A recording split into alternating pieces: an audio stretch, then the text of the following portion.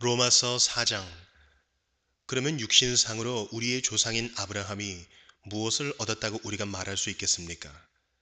아브라함이 행위로 의롭게 되었더라면 그에게는 자랑할 것이 있었을 것입니다. 그러나 하나님 앞에서는 자랑할 것이 없습니다. 성경이 무엇이라고 말합니까? 아브라함이 하나님을 믿으니 하나님께서 그를 의롭다고 여기셨다 하였습니다.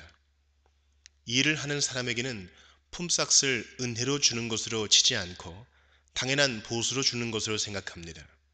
그러나 경건하지 못한 사람을 의롭다고 하시는 분을 믿는 사람은 비록 아무 공로가 없어도 그의 믿음이 의롭다고 인정을 받습니다. 그래서 행한 것이 없어도 하나님께서 의롭다고 여겨주시는 사람이 받을 복을 다윗도 다음과 같이 말하였습니다. 하나님께서 잘못을 용서해 주시고 죄를 덮어주신 사람은 복이 있다. 주님께서 죄 없다고 인정해 주실 사람은 복이 있다.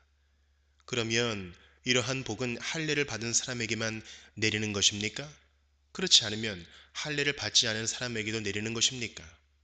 우리는 앞에서 말하기를 하나님께서 아브라함의 믿음을 의로 여기셨다 하였습니다.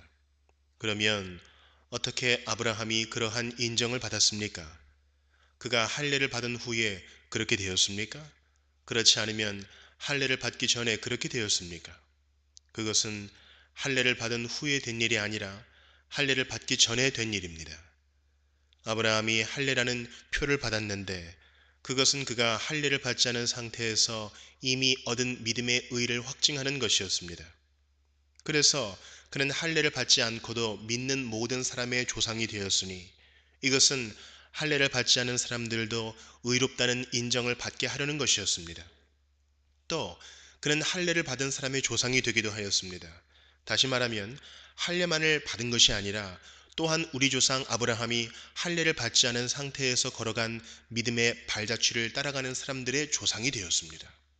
아브라함이나 그 자손에게 주신 하나님의 약속, 곧 그들이 세상을 물려받을 상속자가 되리라는 것은 율법으로 말미암은 것이 아니라 믿음의 의로 말미암은 것입니다. 율법을 의지하는 사람들이 상속자가 된다면 믿음은 무의미한 것이 되고 약속은 헛된 것이 됩니다. 율법은 진노를 불러옵니다. 율법이 없는 곳에는 범법도 없습니다.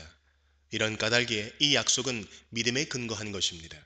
그것은 하나님께서 아브라함에게 이 약속을 은혜로 주셔서 이것을 그의 모든 후손에게도 곧 율법으로 사는 사람들에게만이 아니라 아브라함이 지닌 믿음으로 사는 사람들에게도 보장하시려는 것입니다. 아브라함은 우리 모두의 조상입니다. 이것은 성경에 기록된 대로 내가 너를 많은 민족의 조상으로 세웠다 함과 같습니다. 이 약속은 그가 믿은 하나님, 다시 말하면 죽은 사람들을 살리시며 없는 것들을 불러내어 있는 것이 되게 하시는 하나님께서 보장하신 것입니다. 아브라함은 희망이 사라진 때에도 바라면서 믿었으므로 너의 자손이 이와 같이 많아질 것이다 하신 말씀대로 많은 민족의 조상이 되었습니다.